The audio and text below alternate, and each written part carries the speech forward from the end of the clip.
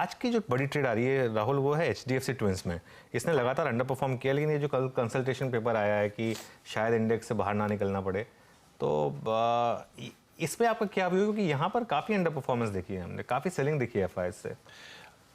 Results देख लीजिए अनुज, इतने बड़े बैंक की इतने अच्छे रिजल्ट्स इस बेस पे बिल्कुल आप क्यों सेल? आई थिंक ये देखिए अनुज, क्या हो गया कि पिछले 10-15 साल पूरी HDFC फैमिली ने लीड किया। आप देखिए, आप HDFC ट्विंस की बात करें, आप HDFC लाइफ इंश्योरेंस देख लीजिए, क्योंकि वैल्यूएशंस इतने आगे निकल चुके थे, तो बाकियों को कैचअप करने का भी मौका मिल जाता है, या फिर वो वैल्यूएशंस रैशनलाइज हो जाते हैं।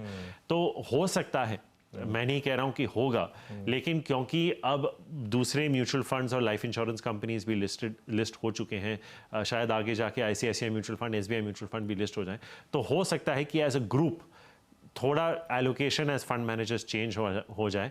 लेकिन अगर इस बेस पे आप 15 से 20% आपका NII ग्रो कर रहे हैं, आपकी cost to income ratio market leading है, और आप प्रॉफिट उस पे 19% ग्रो कर रहे हैं, आई थिंक इट्स अनबिलीवेबल अनुज। क्योंकि कभी कभी हम देखते हैं ना कि हम बोलते हैं कि लीवर ने सिर्फ 5-7% ग्रो किया है, इन्फोसिस ने, बेस इफेक्ट होता है बहुत बहुत कमाल। और आप ही के चैनल पे मैंने दीपक पारेख को सुना था, उन्होंने कहा था कि पिछले 18 से 24 महीने में जो उन्होंने रियल एस्टेट सेल्स देखी है, उन्होंने अपनी जिंदगी में नहीं देखी।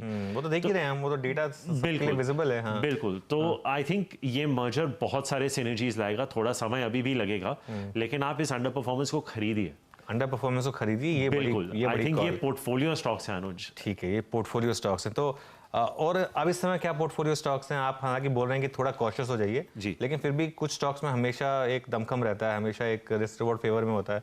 कोई 3-4 स्टॉक्स जो अब आप ट्रैक कर रहे हैं यहाँ से राहुल? अनुज, आई थिंक मैं एक सेक्टर और एक स्टॉक दे दूंगा। आई थिंक मेरा सबसे जो बुलिश सेक्टर इस वक्त, इस दिवाली से अगली दिवाली है, वो है फार्मा।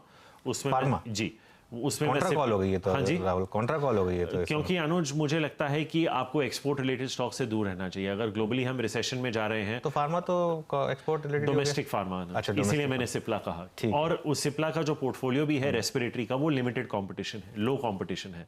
तो आप देखें 28% उसकी जो US की रेवेन्यू आती है रेस्पिरेटरी से आती है, 25-30% इंडिया से भी वही आती है, यूरोप से भी। और मुझे लगता है कि ये 15 से 17% अपना प्रॉफिट कंपाउंड कर लेगा। तो I think pharma as a sector, उसमें सिप्ला। आई थिंक सेकंड होगा अनुज सीमेंट, उसमें आप देख सकते हैं अल्ट्राटेक।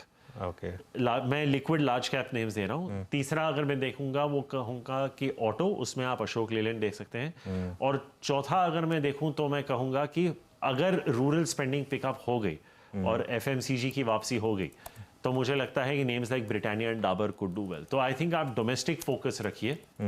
सिप्ला काफी चल चुका है, लेकिन राहुल काफी ऑल टाइम हाई पे भी है, तो क्योंकि डोमेस्टिक फार्मा देखिए अनुज, क्या है कि अगर आप US मार्केट को देखें तो अगले 4-5 साल में करीबन 140 से 150 बिलियन डॉलर के ब्रांडेड जेनेरिक्स ऑफ पेटेंट जा रहे हैं। लेकिन इसमें क्या है कि वो हाई कंपटीशन है, इनमें प्राइस इरोजन 80-90% हो जाएगा।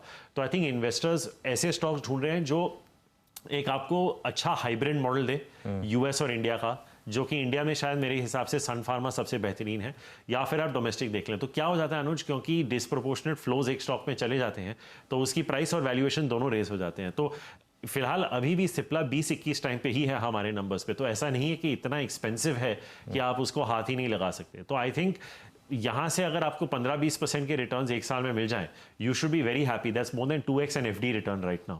तो आप इतने, जैसे मैंने आपको स्टार्टिंग में कहा, मुझे नहीं लगता कि पैसा बनाना इतना आसान होगा।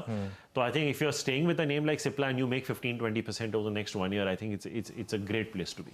चलिए, तो ये राहुल ने बात की एक थोड़ा सा मार्केट पे थोड़ा इस समय कॉशियस, हल्का सा फिक्स डिपॉजिट, फिक्स इनकम पर भी थोड़ा सा एक्सपोजर रखिए।